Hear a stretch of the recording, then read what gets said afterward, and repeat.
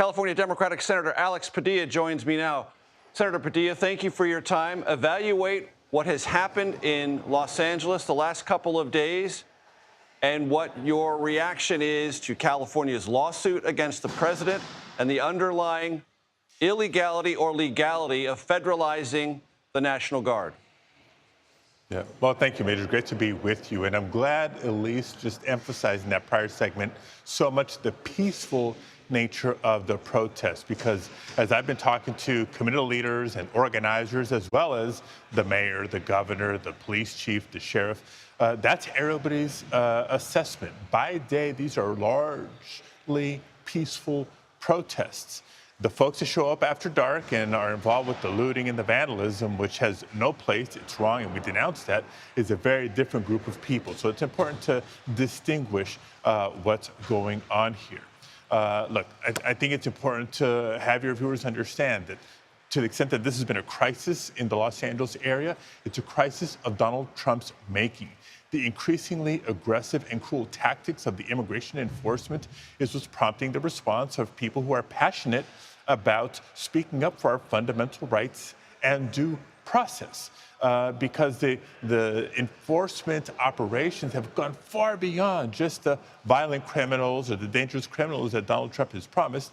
It's raking in people who are otherwise innocent, hardworking women and men, children. When federal agents are showing up at elementary schools, you know, that tells you something different. When a 4-year-old in the Central Valley who's depending on life-saving treatment is told to self-deport or else.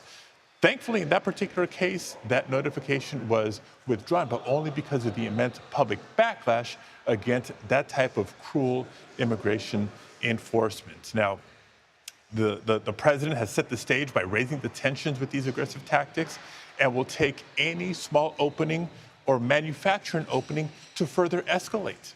The National Guard, to your point, is not only not necessary here, it's counterproductive. Their presence is what's causing people to feel a little bit more on edge. As things have been quieting down a little bit more each day, now he's countering that not with a de-escalation, but now potentially sending the Marines.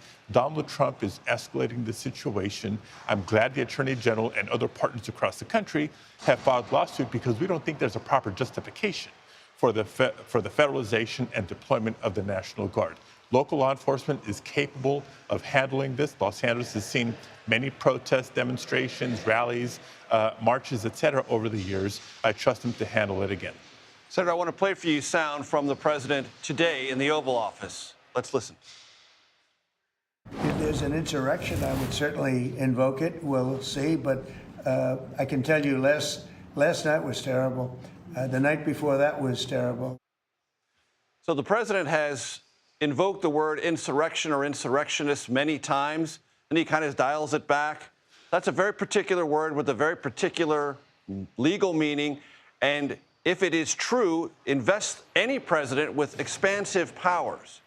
Evaluate the use of that rhetoric, Senator. Yeah, look, it's the epitome of hypocrisy. You know, where was the insurrection word out of his mouth on January 6, 2021? Where was his call for National Guard to deploy on January 6, 2021? He's being very intentional with his words because he's potentially trying to set the stage for exploiting the Insurrection Act. Look, our nation is not under invasion. You know, in the same breath, he'll take credit for the numbers being way down at the border. And the fact of the matter is, when it comes to the immigrant population, not just in Los Angeles, not just in California, but throughout the country, are there some dangerous, violent criminals?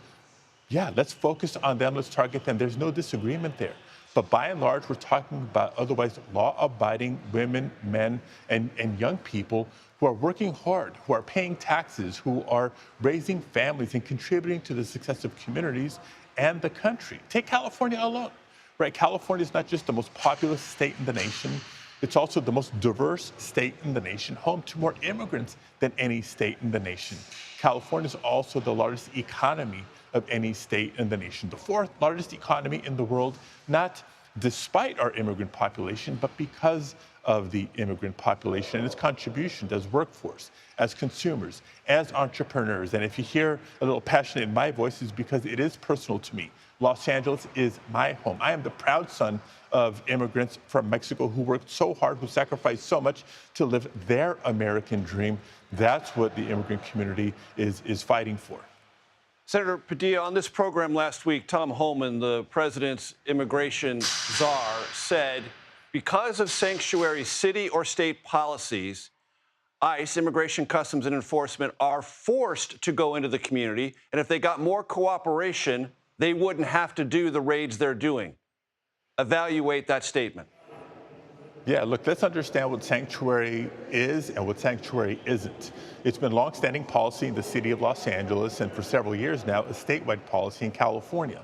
All the sanctuary law says is the state and local governments will not dedicate their resources to the enforcement of federal immigration law. That's the job of the federal government. That's why the Department of Homeland Security, ICE, and others are there to do their job. But how they go about it is also important. Every administration has their policies and every administration has their priorities. Look, this week we're celebrating the 13th anniversary of DACA.